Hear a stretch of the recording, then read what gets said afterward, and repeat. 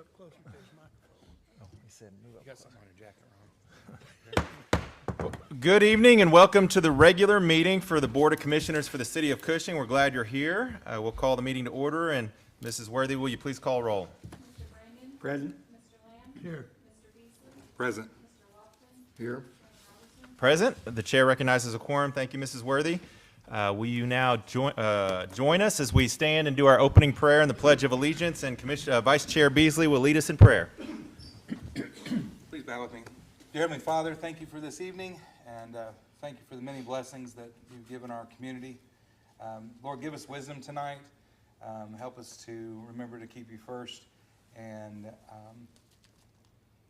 remind us that you're there for us, and that in all things you have the answer.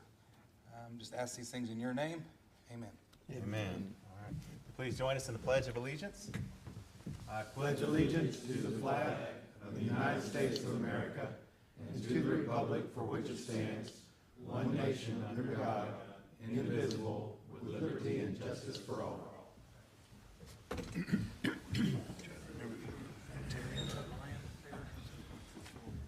Okay, we will now move to item 2, the consent agenda. Are there any items any commissioners would like removed for further discussion? If not, I would entertain a motion to approve. I make a motion to approve the consent agenda. All right, I have a motion from Commissioner Lofton to approve the consent agenda. Is there a second? I'll second. I have a second from Commissioner Lamb. All those in favor signify by saying aye. Aye. All those opposed say no.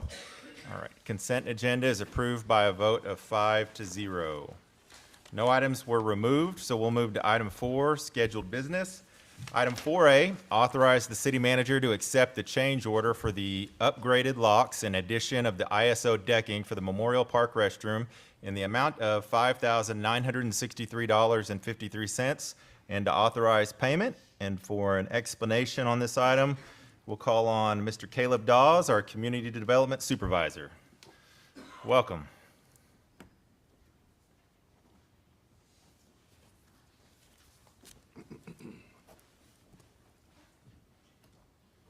This change order would address a couple of issues that would have arisen, or not, I guess, not issues that have arisen, but a couple of concerns during the construction of the new Memorial Park restrooms.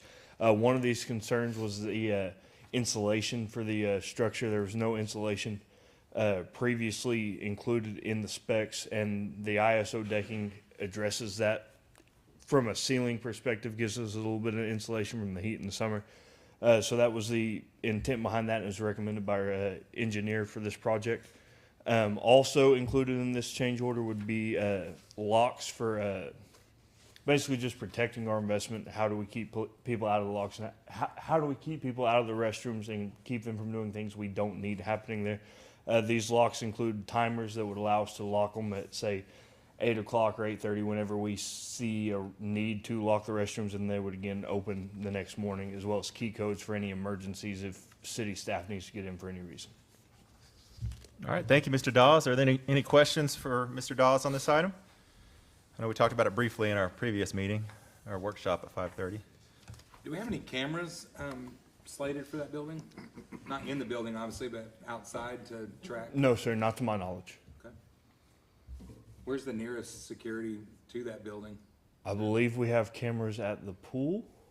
There's one at the aquatic center, and then one at the skate park.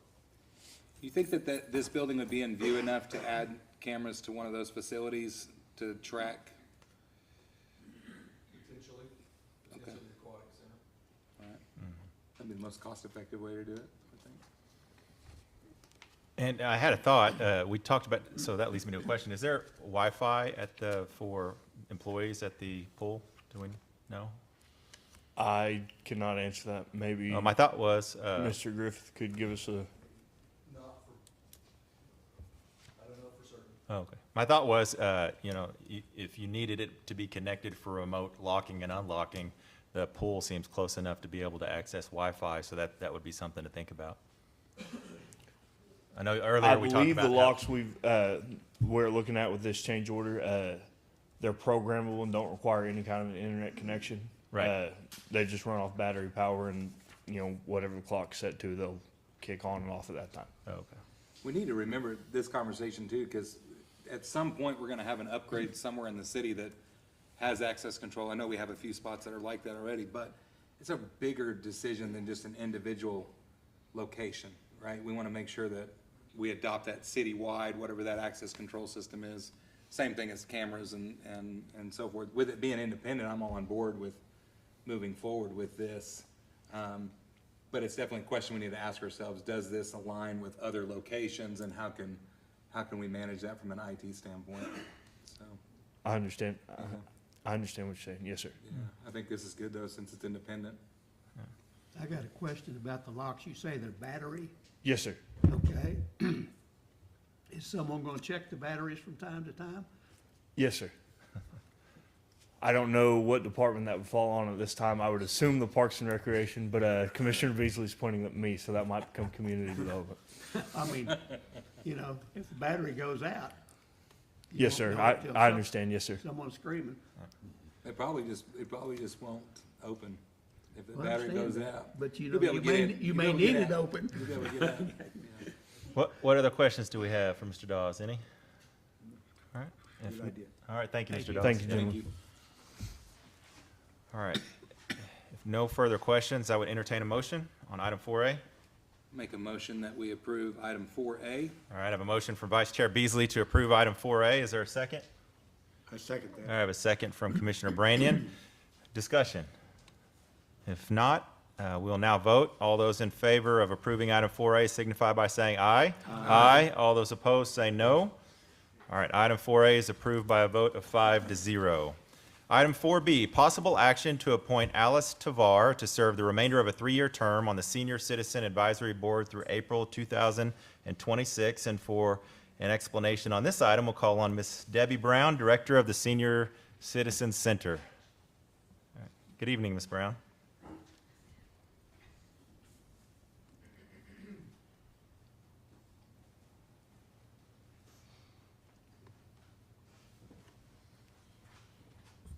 Good evening, Commissioners.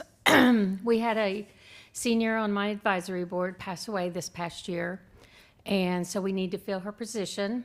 And we had posted the open position and did not have anyone apply, so therefore my advisory board went out and talked to my seniors and asked some people, and Miss Alice Tavar said she would be willing to continue that term and possibly when it comes up again. So she's a very active member there. She comes in and eats and is there for several activities and very helpful within my center. So we would all like to see her fill that position. All right, thank you, Ms. Brown. Thank you. Any questions? No, thank you very much. All right, if no questions, I would entertain a motion. I'd like to make a motion that we accept item 4B. All right, I have a motion from Vice Chair Beasley to accept Alice Tavar, or to nominate Alice Tavar to serve the remainder of a 3-year term on the Senior Citizen Advisory Board. Is there a second? I'll second. I have a second from Commissioner Lamb. If no discussion, all those in favor signify by saying aye. Aye. All those opposed say no. All right, so Alice Tavar is appointed to fill the remainder of that term. All right, item 4C, discussion and consideration of an update agreement and release regarding airport hangar leases. And for an explanation and presentation on this item, we'll call on our city attorney, Matt Peters. Thanks, sir.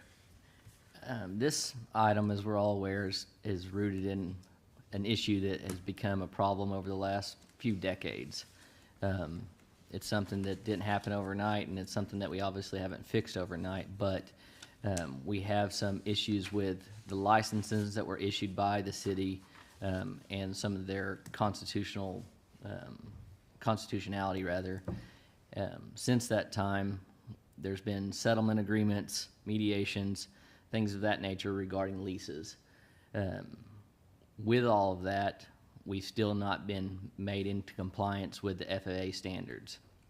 And to speak more on FAA standards, I have compliance counsel for us, Ms. Stacy, and I won't butcher your last name, but here, after I get done, she can come on up and address any questions there. But I don't want to comment too much on where we're at with this, just because of there's pending litigation regarding it. But I believe that the actions that we're prepared to take tonight, if if the commission so approves, will get us one step closer to compliance with the FAA and make it where we're not missing out on millions of dollars of funding that's available for the airport. We need to get that done as soon as possible. I think that by reaching an agreement with the parties that are still in dispute, I think that that would be the most expeditious and cost-effective way to handle these matters. We know that litigation's costly, it's time-consuming, and if we're in litigation for the next 5 years, which wouldn't be unheard of, but if we're in that litigation for the next 5 years, then we spend that much more time out of compliance with the FAA and not eligible for funding. So there's a bunch of projects that need to be completed out there. I saw a list of some of those today and the amounts associated with it, and we're talking, north of $5 million of fundings that we could have had. And so our getting these matters resolved is our top priority, and I think the city needs to proceed with this, to put this matter behind the city as a whole and start moving forward and get some progress there at the airport. But with that, though, I'll have Ms. Stacy come forward and address any of the compliance issues or questions that you guys might have. Good evening. Welcome. Good evening, commissioners. Some familiar faces, some new ones since I've been here. I'm Stacy Scovilage. For those of you that I haven't met before, I'm an attorney with Crowe and Dunlevy out of Tulsa. And about a year and a half ago, the city retained me to assist on FAA compliance matters, particularly the FAA Grant Assurances Program, of which the city is a sponsor for the Cushing Airport. There have been compliance issues and potential violations dating back to at least 2021 based on FAA records. Those fall into various kind of pots within the FAA Grant Assurances Program. In May of 2024, we received official correspondence from the FAA outlining about 10 different violations that were ongoing. Since that time, we have rectified or corrected basically 9 out of 10 of those. So we are just trying to fix one last problem. It is the largest problem that we have. As some of you know, you've amended your rules and regulations for the airport. You've got new hangar leases in place. So you've addressed a lot of the FAA's concerns, but we still have just kind of one hurdle to get over to get back into full compliance. We're still in a pending non-compliance status with the FAA, so we'd like to get back into full compliance. I think over the last several years, the city has lost out on about $385,000 worth of discretionary funding from the FAA. You're still getting safety funding, but not discretionary funds for maintenance and upkeep and new projects. So I'm happy to answer any questions.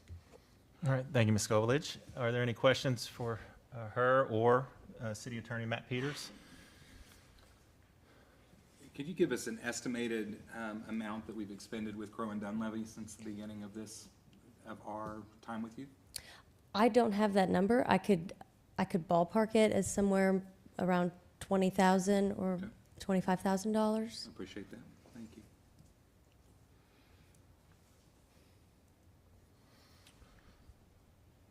Any questions? All right.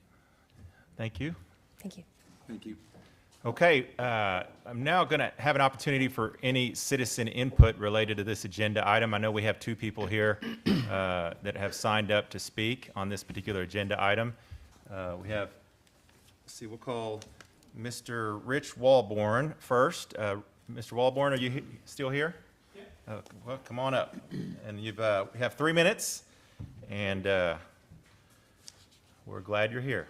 Thanks. So, my name is Rich Walborn. I used to be the chairman of the board it was a non-authoritative board, but at the end of the time before it was disbanded, we had made some recommendations that were fully vetted through management on a series of investigations through research with all the other airports throughout Oklahoma, trying to find out about the things that we could do as far as and I believe our main concern at this point is honestly the leases for the hangars and what was considered at one point licensed hangars that were thought to be owned. So licenses are, I believe, have been redone as leases, and ultimately we're setting up new rates, which was another big component to that. But my understanding is a lot of, pardon me for not being a very good speaker, But we've done a lot of deals to try to amend that problem. I know that there's been a lot of work that's gone into it, but I believe that we have significantly reduced our ability to grow the airport in this last 5 years. This was a 5-year-old memo that was given to the council here, with very simple steps to get back into compliance with the FAA. It seems like it got very muddied water since then. I kind of hope that we can get past that. We've already spent $25,000, I guess, tonight with Ms. Stacy as outside counsel, and then hundreds of thousands, I think, in other settlements. Not sure, they haven't been outlined here, and they may have been in other council meetings, but the city taxpayers paid an awful lot of money to help subsidize an airport that could really be simply managing itself. And it has the wherewithal to make those payments, be running its own budget, and be in compliance. It should have been in compliance years ago. And ultimately, if this discretionary funding that we're talking about, $5-6 million worth of projects could be underway. We did a significant amount of work with an engineering company already. I think most of it is still open and available to continue to work on. But it's a significant asset here at the city of Cushing.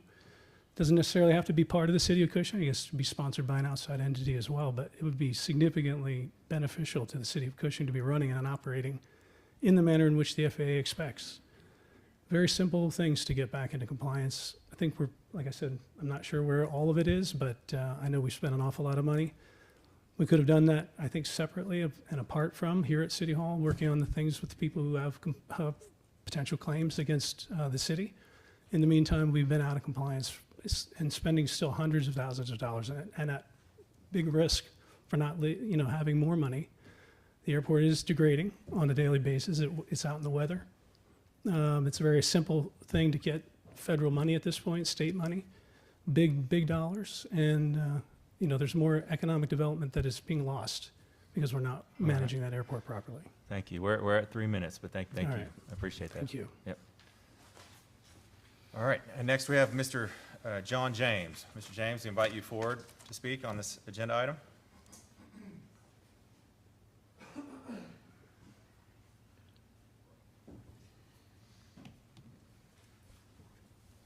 Good evening. Good evening. I'm John James. I'd like to first apologize to the city of Cushing for not speaking a year and a half ago, but of course I got a $350,000 lawsuit for speaking at it to the newspaper for y'all, trying to get this stuff fixed. But what she just said doesn't make sense because of the people who are suing me, not one of them has paid a penny out there at the airport for the last 5 years, 59 months.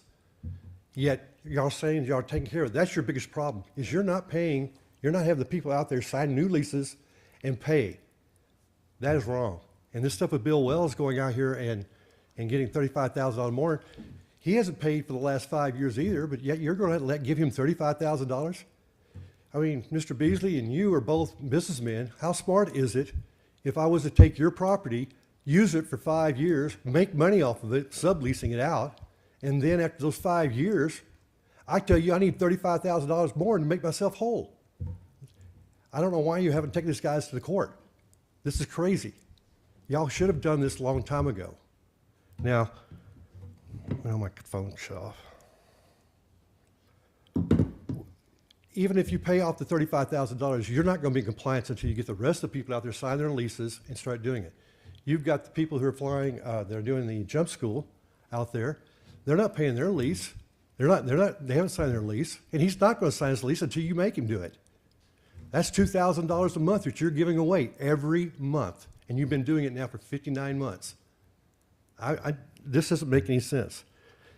You guys own this. You need to fix it. I mean, most of y'all have been on the board for at least 5 years, and y'all been doing this for the whole time and just putting it off. So I don't know. There's no transparency. Y'all go into y'all's little meeting back here, and y'all talk about it, and y'all vote, and y'all come out after everybody leaves and vote. Why don't y'all do it right out here in front of the people? I think the people of Cushing need to see this. Transparency needs to be done. That's all I got to say. All right, thank you, Mr. James. Okay, we do have an executive session item for this particular agenda item to receive updates as it relates to the litigation for this item. So I would make a motion that we table this item until after executive session, which will still be part of the public meeting and still be televised at that point. But I would make a motion, we table this item until after executive session. Second. All right, I have a second from Commissioner Lamb. All those in favor signify by saying aye. Aye. All those opposed say no. All right, so that item is tabled. We will pick it back up in public session after executive session. All right, so we'll move, and thank you, Mr. James, and thank you, Mr. Walborn, for being here tonight and providing input. All right, we'll move to item 4D, discussion and possible action for a conditional use permit for property located at 821 North Steel Avenue. And for an explanation on this item, we will call on Mr. Dawes again.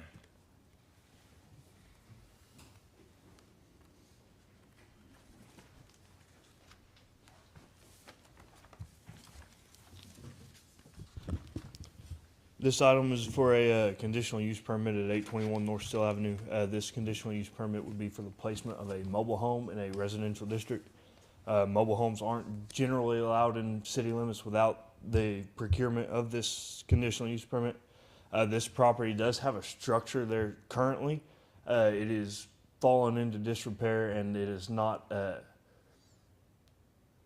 it's not necessarily ADA compliant for the woman who's living there who needs that. So they're placing an ADA compliant mobile home on this property, and then after everything is moved from the structure that is there currently into the mobile home, then they would look to demolish the existing structure. All right, thank you, Mr. Dawes. We had a detailed report in our agenda too. Are there any questions any commissioners have of Mr. Dawes related to this item?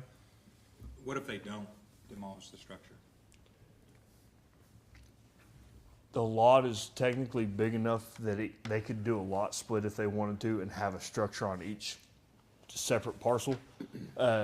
Two primary structures isn't typically allowed on one parcel. You can have a primary with a secondary or even a tertiary structure, but two primaries isn't typically allowed. So it would have to undergo a lot split at that time. But the plan, as it has been portrayed to me, is to demolish the primary and make the mobile home the new primary. But not in that order. Right. Because of everything in the existing structure, they would like to place the mobile home first, and then once they move everything out and get settled in, eventually demo the existing. Yes, sir. Do you have any ideas on how we can ensure that it takes place? Other than waiting 5 years and revoking the conditional use? It'd be 5 years, correct? Yes, our conditional use permits do have a 5-year review period, and no, sir, I don't have any input to give other than that. We could make it a condition, one of the conditions of the conditional use, that it be a single structure Within 6 months or within 3 months of establishing the secondary one. Yeah, Good.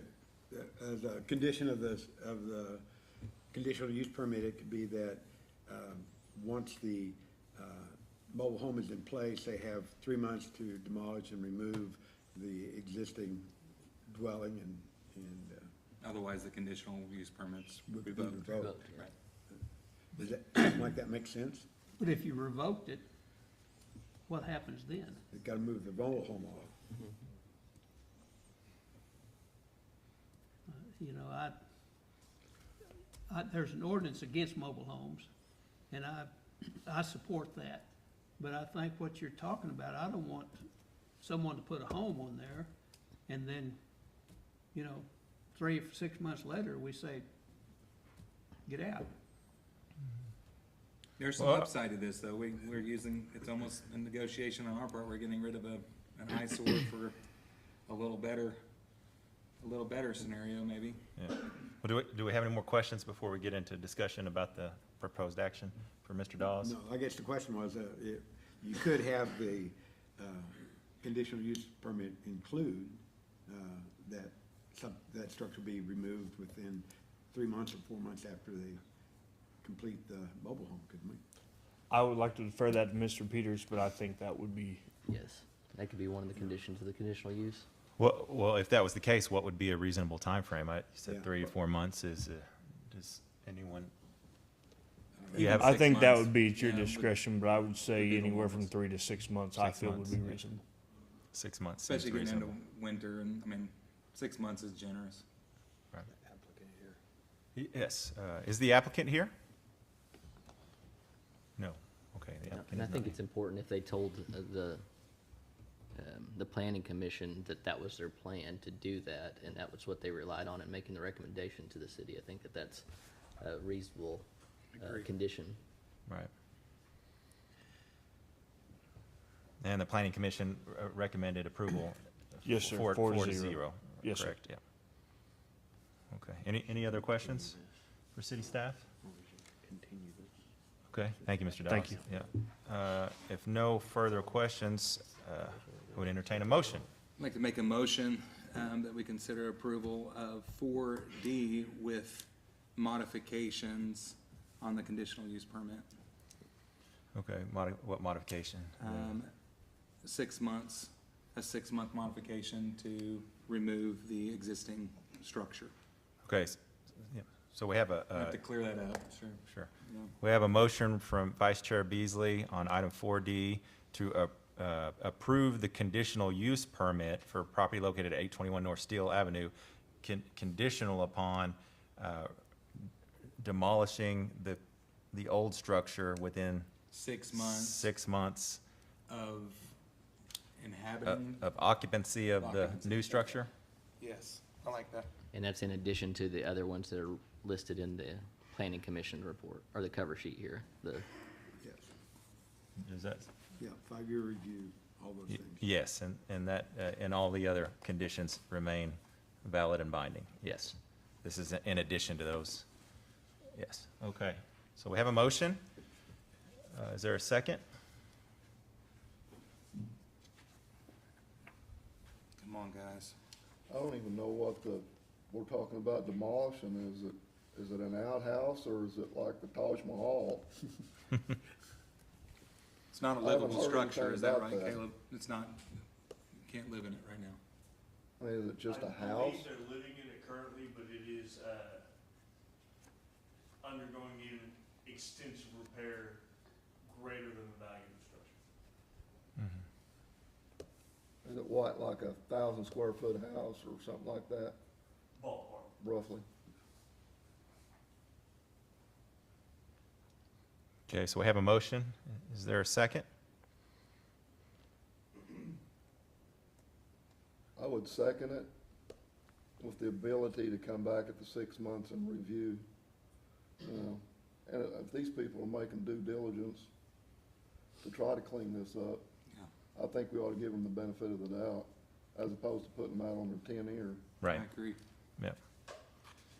Okay, so we have a motion and a second, and the second is, I guess it would be do we need to change that? Could Go I, ahead. could I just say, I mean, I don't think you have to change the motion. I think that we could rely on staff to come back to us and tell us at the end of 6 months that whether it was done, good faith project, or what we're standing on, and then it doesn't have to be back on the agenda. Right. Right. And my further comment is, man, I have a hard time voting for this. You've heard me sing the praises of the planning commission before, and they're 4-0, and they make good, they really go into detail on these things, and I think their general attitude is to be against these kind of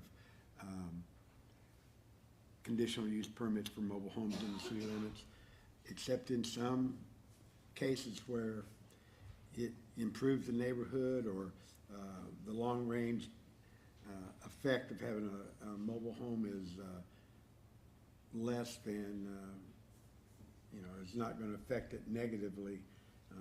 And a few months ago, we had a applicant that we denied, not very far from this same place, but it was far enough away that the situation was different. There was stick and mortar houses going up in that area, and that's not happening in this area. So I don't know. I'm torn. If I vote for it, it'll be the last time I vote for a mobile home in the city limits. Don't say that. No, it will be until we get from the flume and the Guernsey process, until we get a workable plan for mobile homes, tiny houses, and non-compliant structures I'm just gonna vote against every one of the modifications. And we could talk to the council and see if we need to have a legal moratorium or not, but, my personal moratorium is I'm not gonna approve any more. I agree with you to the extent of, had this not been a structure that was being removed, I would have been right there with you, just as a matter of being consistent. I actually feel really bad that we didn't allow the other one to come through for it on its own merit. I think I'm having consistent thoughts there with you, so. Yep. All right, other discussion. That's about the only comment I'd make is that we do have an ordinance against mobile homes.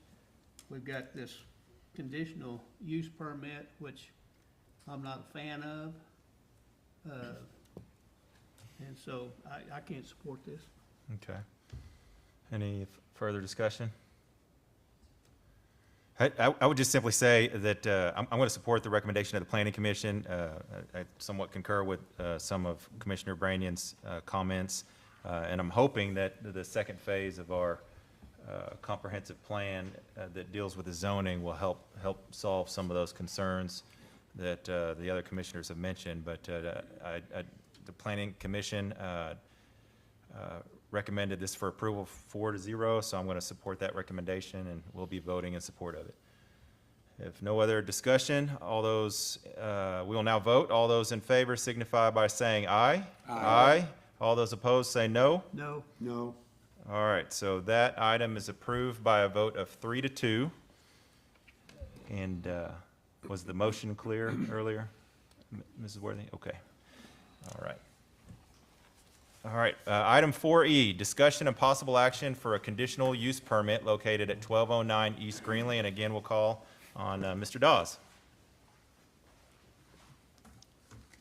This conditional use permit at 1209 Greenlee is not for a mobile home. This is actually for a fellowship hall.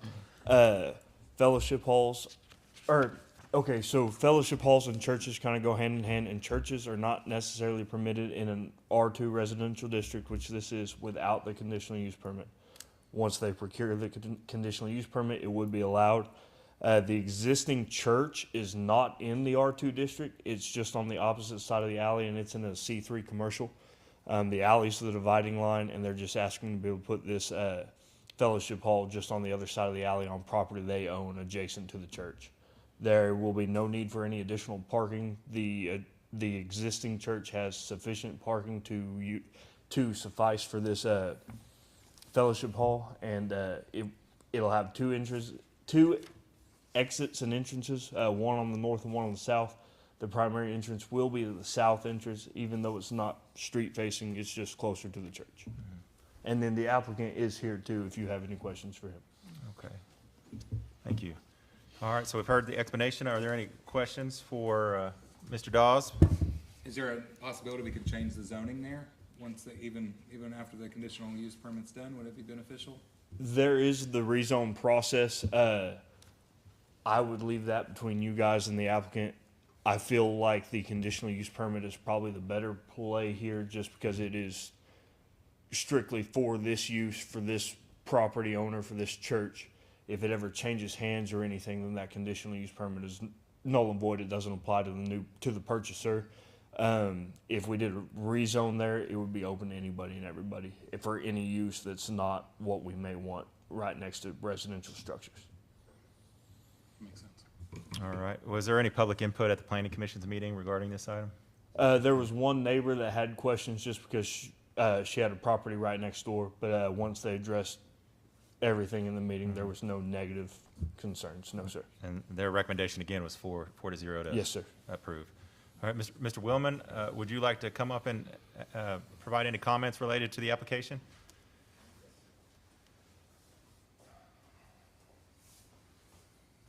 So we applied for this permit just because our church, we're growing, and our current fellowship hall is, we're just got too many people, can't fit everybody in there right now. And so we are just doing this it's a 40 by 60 steel structure. It'll look just like the church does currently, and just to have a place for overflow and fellowship dinner nights and get-togethers, things like that. So, and the one lady that was here that had the concern, it was basically just wanting to know about noise, which obviously we're not going to be causing any kind of noise other than Sunday mornings, for church service, which doesn't get too loud. And then I think just like a fence or something, which we informed her that at some point we would like to put a privacy fence up. But other than that, we're any problems with it. So, All right, any questions for Mr. Willman regarding the application? Mr. Dawes said that y'all would enter from the south. Can you talk a little bit about how you plan to have the hall situated and what the entrances will be like? so on the south entrance, we will have a double 6-0 glass door like we currently have going into the main church. The north side will be the emergency exit only, and you'll only be able to exit through that door through a panic bar situation. And like Mr. Dawes said, the only reason for it facing to the south is our parking lot would allow us access to go into the church from the west side and then walking north across the alleyway there into that main opening there. So, and it will just be basically an open structure. We're going to have 2 bathrooms and a storage closet, and the rest of it's just going to be open frame. Thank you. Thank you. Any further questions? All right, thank you, Mr. Thank Willman. you. Thank you, Mr. Dawes. Yep. All right. I would entertain a motion if there are. I'd make a motion we accept, what's this agenda item? 4E. I have a motion from Commissioner Brandon to approve item 4E. I'll second that. I have a second from Commissioner Lamb. Any discussion? Could I just say, ask about zoning change as opposed to CUP? I think this kind of action is appropriate under CUP according to the Planning Commission guidelines that are already existing, so that it's one of those things that can be permitted with a conditional use permit. And also, zoning change, like Mr. Dawes said, throws it wide open for anything. And the times that the Planning Commission has done that, I think they've often come to regret it. The conditional use permits seem to be a much better way. One thing about the conditional use permits, both good and bad, is that they come back every 5 years. As the number of these exceptions have grown, the Planning Commission ends up being meeting frequently to approve or disapprove these, and probably that's something we ought to address when we continue to work on our planning in future zoning. All right, thank you, Commissioner Brandon. Any further comments or discussion? All right, if not, we'll now vote. All those in favor of approving item 4E signify by saying aye. Aye. All those opposed say no. All right, that item is approved by a vote of 5-0. And that will move us to item 5A, resolution number 14-2025, Proposition 1, and we have a series of these, but the first one is Proposition 1, a resolution authorizing the calling and holding of a special election in the city of Cushing, county of Payne, state of Oklahoma, to be held on the 10th day of February 2026, for the purpose of submitting to the qualified electors of the city of Cushing, Oklahoma, the question of whether the proposed amendments to Article 4, Section 5M of the City of Cushing Charter related to purchasing procedures and requirements should be ratified, approved, and adopted, setting forth the proposition to be voted upon, directing the city clerk to cause this resolution to be published in a newspaper of general circulation in the city, directing the city clerk to deliver to the Secretary of the Payne County Election Board a copy of this resolution, a copy of the city charter as it relates to codification and publication of ordinances, and any other information required by law or necessary for conducting said election. And for an explanation of this item and the remaining four resolutions, we'll call on our city attorney again, Mr. Peters. Yes, thank you, sir. The first one, the Proposition 1, is just dealing with making the city manager the purchasing agent for the city. We were trying to update, if the commission will recall, we were trying to update our purchasing procedures here to prevent backlog of not being able to buy things here. As far as, we use the example for an ambulance skid that we currently are unable to purchase without going to a vote of the people. These propositions will alleviate that issue and allow us to do that. They're pretty self-explanatory as laid out there, but just to give the public a brief overview, that's what Proposition 1 does, is allows the city manager to be the purchasing agent or designated purchasing agent Proposition 2, if the chairman would like me to go through all of them at this time. Yes, that would be great. Okay. Proposition 2 is kind of along the same lines. The Board of Commissioners shall have the power to purchase real property, any property, real or personal or mixed, which it deems in the best interest of the city, and shall have the power to sell and dispose of real, personal, or mixed property. Right now, it requires a vote of the people to do that, but this would allow us to do that with just the action of the Board of Commissioners. Proposition 3, it is it's talking about the persons being elected or being put on the commission. Any person desiring to become a candidate for commissioner's office shall file for candidacy in said office in full compliance with the procedures adopted for municipal candidacy at such time and places as adopted under state municipal elections. So all we're doing here is updating our current charter to mirror state law. Same with Proposition 4. Again, it's talking about any person desiring to become a candidate for commissioner's office shall meet the minimum qualifications for municipal candidates as required by state law. So again, just kind of getting up with the times and matching our charter so that we don't have to have a different process than what is currently allowed in state law. Proposition 5 is ballots shall be drafted in compliance with state law. So again, that's something that is pretty short and sweet. This one looked a lot different. Proposition 5 looked a lot different prior to tonight. The county election board told us what we did have was basically listed out everything that was in the charter currently. They said that exceeded the character count for them, and it's funny that the county election board didn't have a resolution for us, so we had to contact the state election board and speak with their attorney, and this was the resolution that they came up with. It was just to say ballots shall be drafted and prepared in compliance with state law. So pretty short and sweet. But again, this is nothing really groundbreaking. It's literally just making it mirror our current provisions, mirror state law. All right, thank you, Mr. Peters. Can you talk a little bit to the fact about how these were items that we had for in a previous election, and and kind of elaborate on why it is we're having to readdress them? Sure. There's procedures laid out in statute about how to amend the city's charter, and for whatever reason, one of those steps in the procedure was missed. I think it was a publication issue that we didn't have any record of the publication. I'm not saying that it didn't happen, but if we couldn't prove it, the state's going to act like it didn't happen. And so we didn't have record of that publication. So because of that, the governor's office would not allow us to proceed with a charter amendment. And so this is just remedying that former issue. Okay. And all of those previous propositions were approved by the general public? That's my understanding, yes. Okay. All right, any other questions for Mr. Peters on these items? I just have one question out of curiosity. We've got this election being held on the 10th day of February, and then we also have a city commission seat coming up, and I understand if there's more than two, then we got to have an election. Now, is that scheduled for the 10th of February? I think that election, I'm not sure.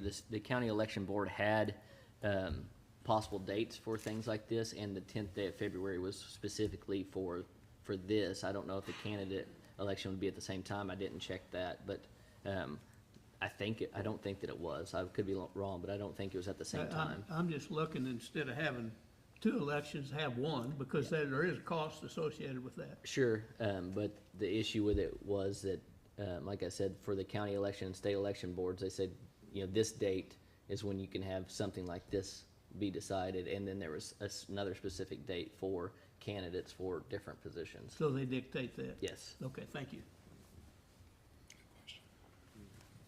All right, any other questions?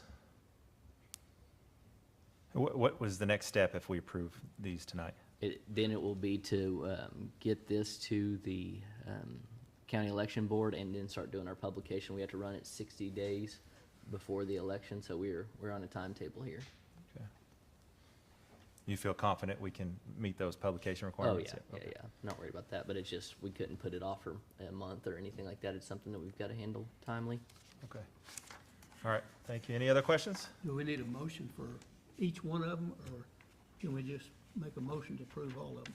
I think that if there's not any objection to it, I think that you could do it, but I mean, Okay, I probably need to read all of them. that's, It's a lot. I know there's quite a bit there, and, I'll read through them real quick, and I guess we could have one motion to adopt all of them.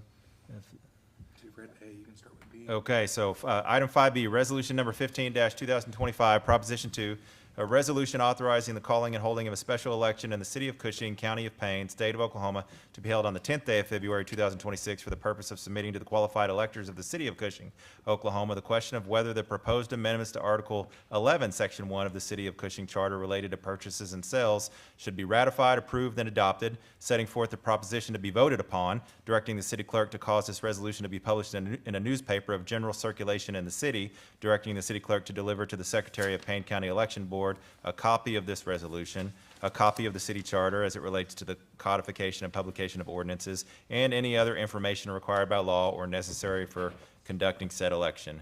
Item 5C, resolution number 16-2025, Proposition 3, a resolution authorizing the calling and holding of a special election in the city of Cushing, county of Payne, state of Oklahoma, to be held on the 10th day of February 2026 for the purpose of submitting to the qualified electors of the city of Cushing, Oklahoma, the question of whether the proposed amendments to Article 13, Section 2 of the city of Cushing Charter related to elections and primary nominations should be ratified, approved, and adopted, setting forth the proposition to be voted upon, directing the city clerk to cause this resolution to be published in a newspaper of general circulation in the city, directing the city clerk to deliver to the Secretary of the Payne County Election Board a copy of this resolution, a copy of the city charter as it relates to codification and publication of ordinances, and any other information required by law or necessary for conducting said election.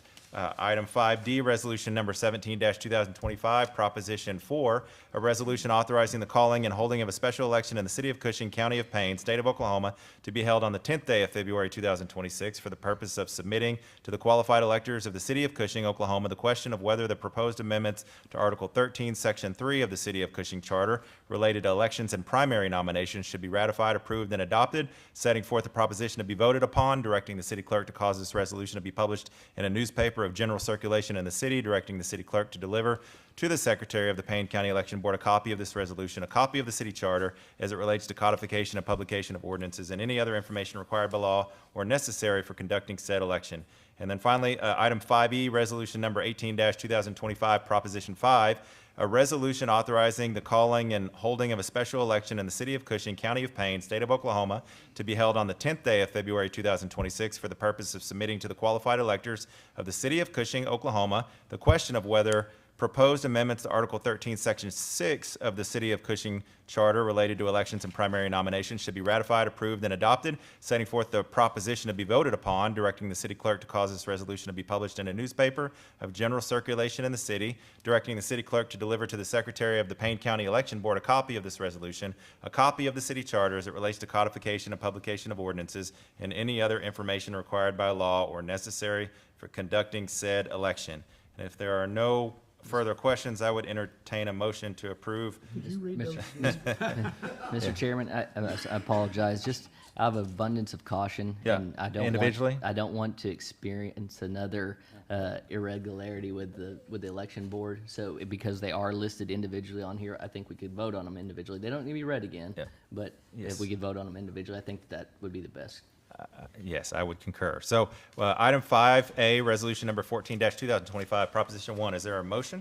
I'd like to make a motion that we approve Resolution 5A. All right, I have a motion from Vice Chair Beasley to approve resolution number 14-2025, Proposition 1. Is there a second? I'll second. I have a second from Commissioner Lamb. If no further discussion, we will now vote. All those in favor signify by saying aye. Aye. All those opposed say no. All right, item 5A is approved by a vote of 5-0. Item 5B, resolution number 15-2025, Proposition 2. I'd like to make a motion that we approve Resolution 5B, Resolution number 15, 2025. Okay, I have a motion from Vice Chair Beasley to approve item 5B. Is there a second? I'll second it. Second from Commissioner Lamb. If no further discussion, we will now vote. All those in favor of approving item 5B signify by saying aye. Aye. All those opposed say no. All right, item 5B is approved by a vote of 5-0. Item 5C. I'd like to make a motion that we approve Resolution 5C, All right. Resolution number 16-2025. All right, I have a motion from Vice Chair Beasley to approve item 5C. Is there a second? I'll do it. Thank you. I have a second from Commissioner Lamb. If no further discussion, we'll now vote. All those in favor signify by saying aye. Aye. All those opposed say no. All right, item 5C is approved by a vote of 5-0. Item 5D. I'd like to make a motion, we approve item 5D, Resolution number 17-2025. All right, I have a motion from Vice Chair Beasley to approve item 5D. Is there a second? I'll second. Second from Commissioner Lamb. If no further discussion, all those in favor signify by saying aye. Aye. All those opposed say no. All right, item 5D is approved by a vote of 5-0. And finally, item 5E, resolution number 18-2025. I'd like to make a motion, we approve item 5E, Resolution 18-2025. All right, we have a motion from Vice Chair Beasley to approve item 5E. I'll second. All right, a second again from Commissioner Lamb. If no further discussion, all those in favor signify by saying aye. Aye. All those opposed say no. All right, item 5E is approved by a vote of 5-0. All right, thank you, Mr. Peters, for that explanation on those items. Okay, we do have some executive session items, but we will come back to those. Item 7, public input and unscheduled personal appearances. I know we had a couple of individuals signed up that spoke during the airport agenda item. Are there any others signed up for public input this evening? I've received no others. General public input, okay. All right, if no public input on item 7, we'll move to item 8, city manager's communications, and we'll call on Mr. Auctioneer. Thank you for that, Chair. And, you know, in the future, maybe we'll get some visual aids up for the folks joining us here in the audience or possibly on home. But for those who can't see, if in this report, my manager's report, you'll see a photograph of individuals in, let's see, there's an individual in a clown outfit, appears to be pirates, maybe Charlie Brown character, and somebody oddly in a 6 and a 7. I'm not sure what that's about. But this is our staff and community members having a great time at the carnival that was hosted. And want to thank specifically Diane Barnett and Michael Haynes for your leadership in establishing this great program. And this photograph representing the pleasure they had putting that on and hosting that. So a lot of the community came out and for Halloween and enjoyed that activity. So thanks to them for putting that on. I want to touch on our street improvements project. You heard about this a fair amount in our earlier session where we covered capital projects that are ongoing. But to touch on it here briefly this evening, the work on the north side of 9th Street is almost ready for a surface to go back down on the gravel that you see there, the base for the roadway. And then as that finishes up, the contract will work their way south across the road and continue progress there. So it's on schedule. There have been some budget implications that we'll take up at a future meeting once we have some documentation ready for you to consider due to some unexpected needs of the project due to the surfaces and the way some of the bids and specifications were done. So we'll have all that for you at a future date, but we're pleased with the progress that is occurring there on the ground. And let's see. So the other items I have to update you about is the Sports Complex Trail. This is a trail that is a grant project. The city received $300,000 worth of grant funding from the Recreational Trails Grant through the Oklahoma Tourism and Recreation Department. This trail will be constructed around and through the sports complex, and it'll connect to the existing trail there, which then connects up to the near the school. So that trail is, like I say, out for bid currently, and you'll see the potential award of that bid after we open those and have a recommendation to you at future meetings. Very excited about that project. And last, I'll just touch on our September tax receipts. Interestingly enough, sales tax compared to a year ago prior is up 31.58%. Use tax is down, tobacco tax is up a little bit, and the hotel motel tax up 90.43%.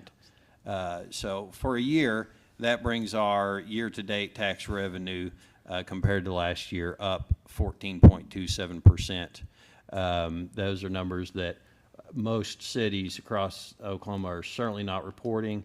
The history of our sales tax, this is a very exciting numbers, of course, and we should be encouraged. And also recall that the sales tax very historically is very flat here. So we look forward and cautiously optimistic that good numbers will continue.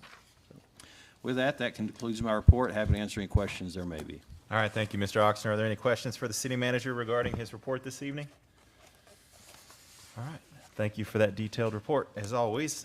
My pleasure. We will move to item 9, Commissioners' Community Announcements, and we'll start with Mr. Branyan. Commissioner Branyan, if you have any tonight.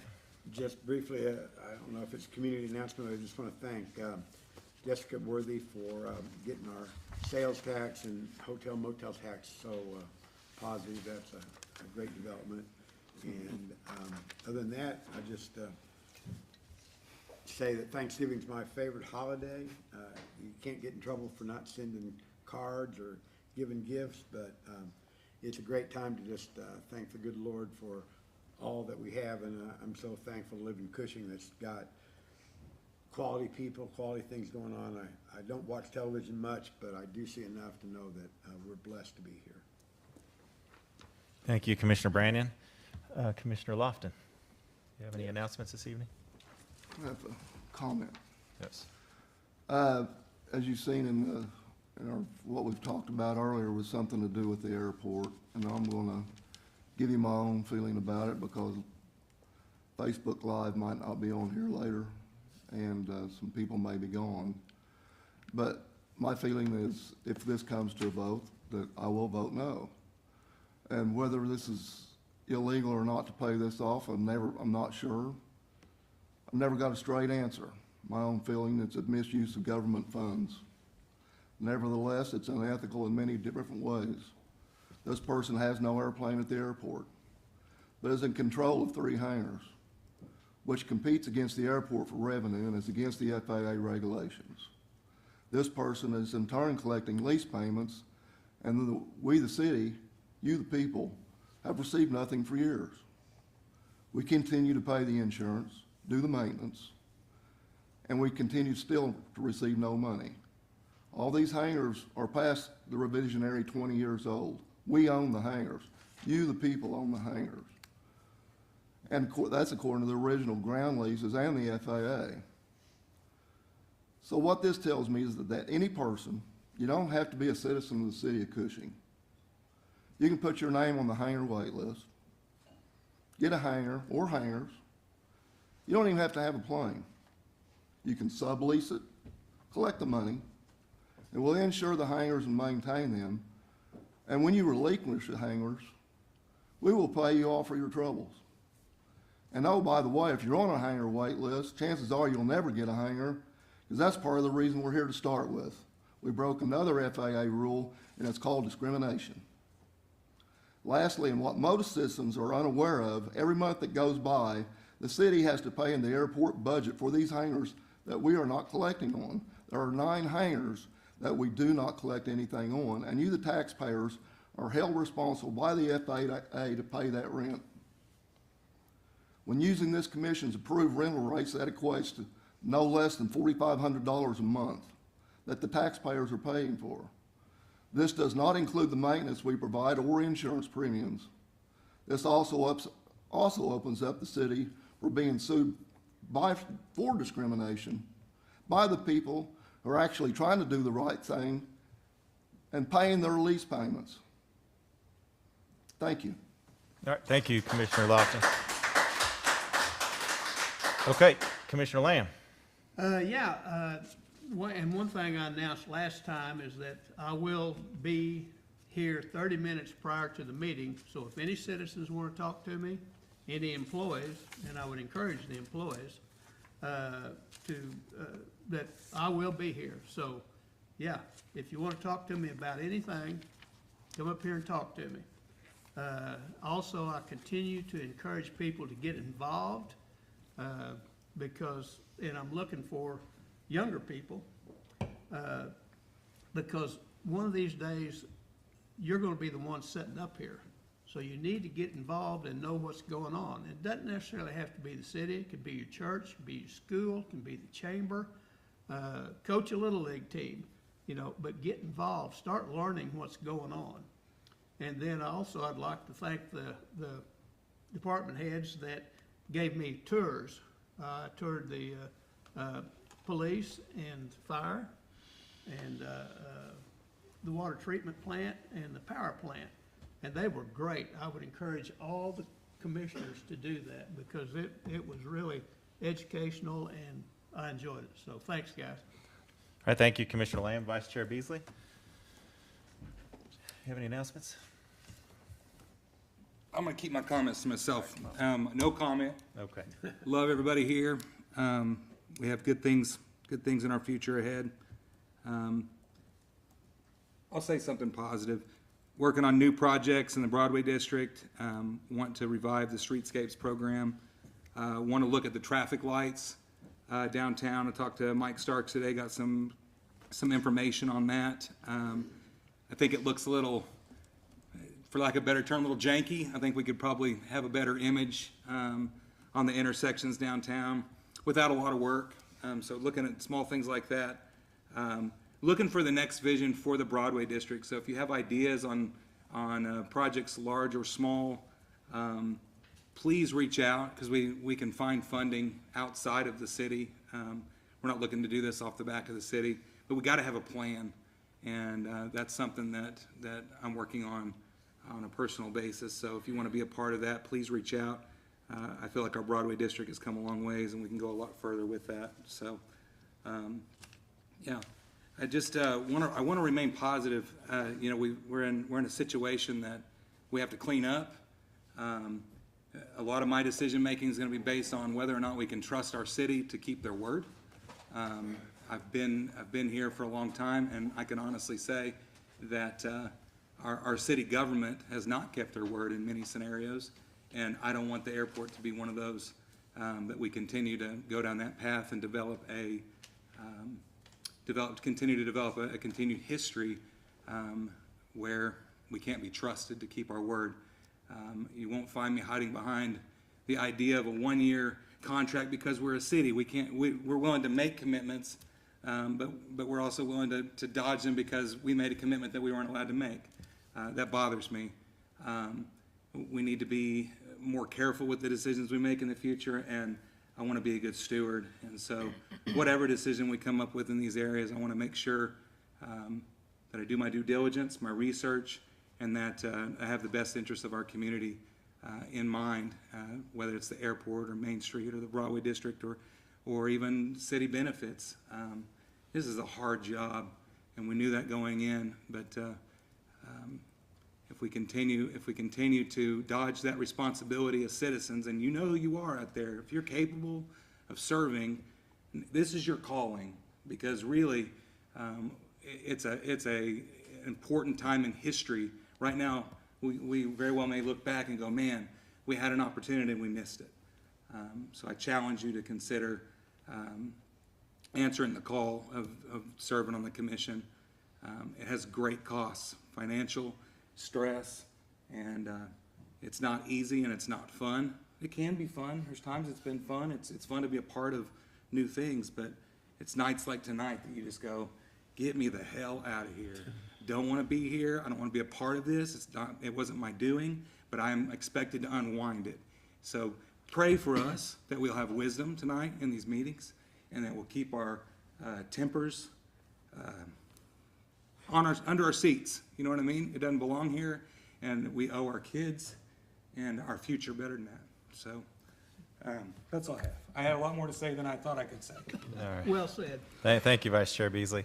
I only have one community announcement this evening, and just to remind everybody that Cushing Pride Recycling takes place this Sunday, November 23rd from noon to 2 p.m. at the Cushing High School Ag parking lot. So if you have recycling, that's your time to do it.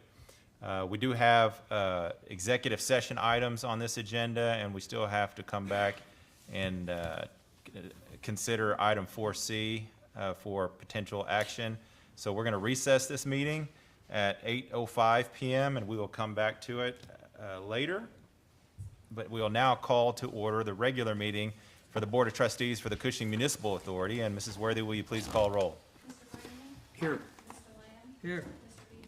Present. Mr. Lofton? Here. Mr. Robertson? Present? All right, thank you. Our Chair recognizes a quorum. We'll move to item 2, consent agenda. If there are no items any trustees would like removed from the consent agenda, I would entertain a motion.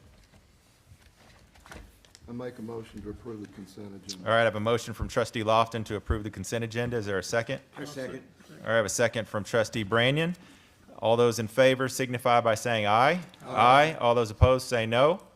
All right, the consent agenda is approved by a vote of 5-0. We'll move to item 4, scheduled business. Item 4A, authorize the city manager to issue a purchase order to Broken Arrow Electric in the amount of $12,425.03 for the purchase of 12 LED light fixtures and poles to be installed at the sports complex, and to authorize payment. And for an explanation on this item, we'll call on Mr. Mike Starks, our electrical distribution superintendent.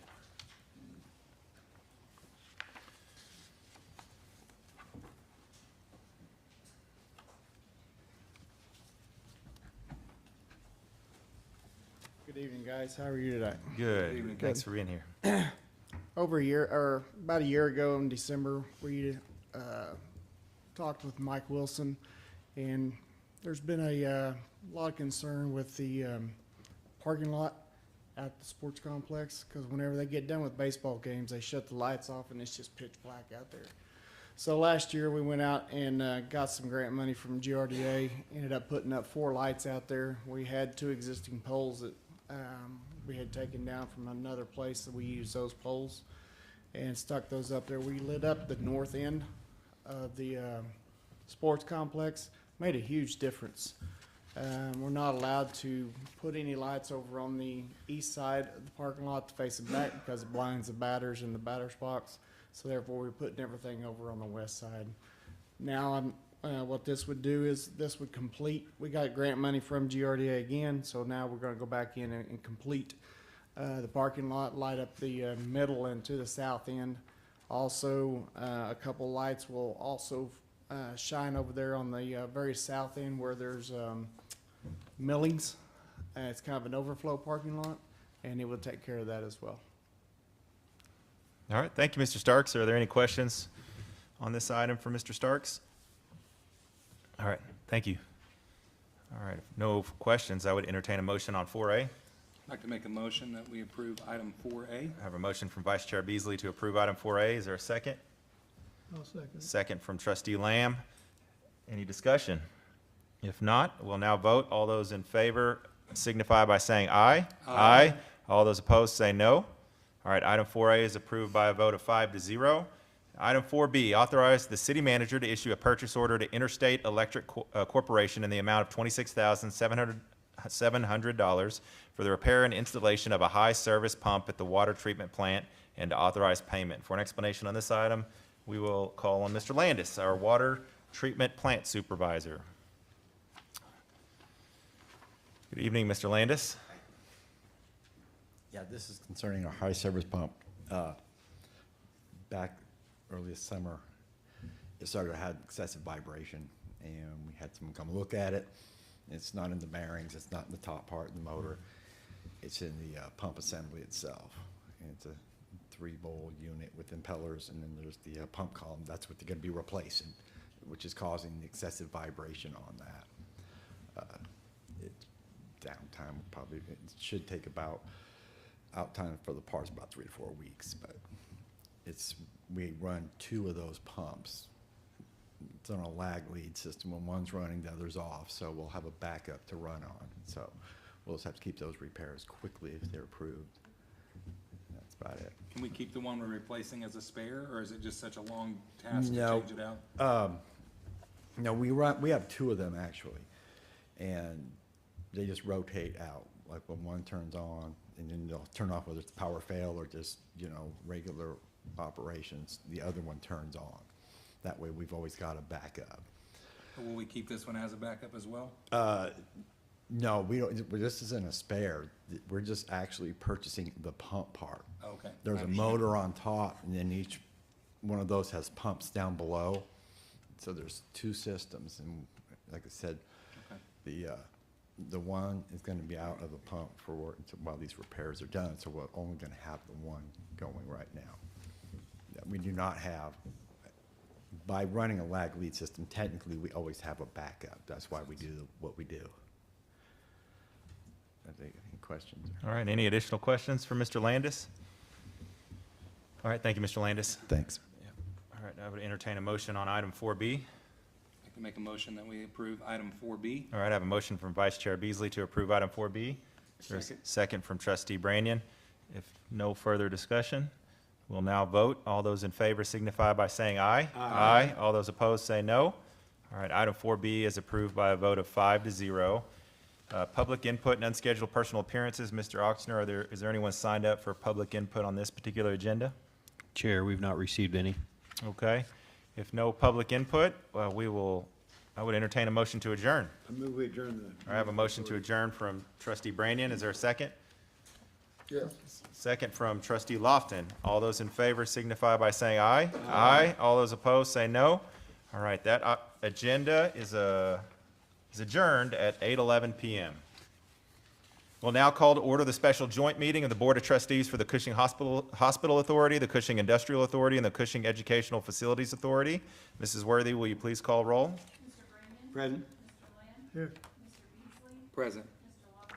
Here. Chairman Robertson? Present. The chair recognizes a quorum. We'll move to item 2.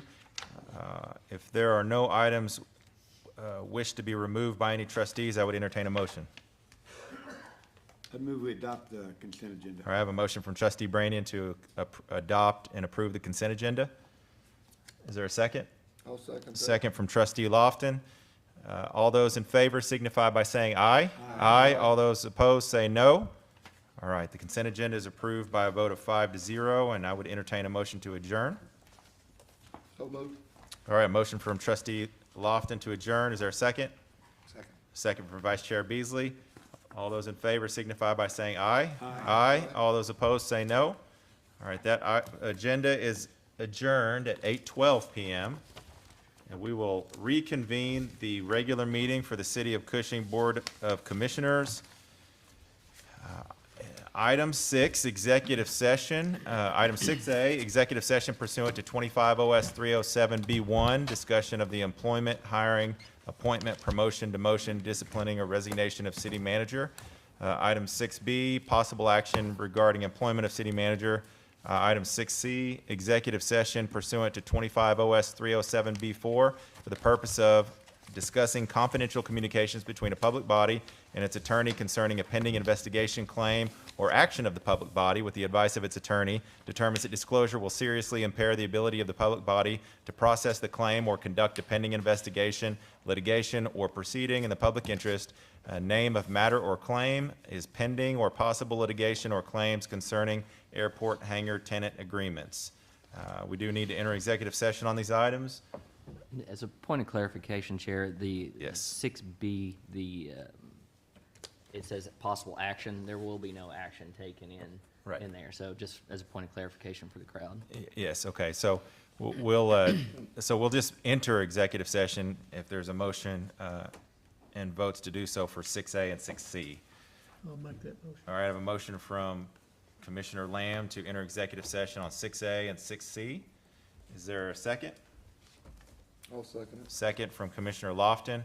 All those in favor of entering executive session on items 6A and 6C signify by saying aye. Aye. All those opposed say no. All right. We will now enter executive session. We will come back into public session to consider item 4C. You're more than welcome to remain in the lobby, and we will see you shortly.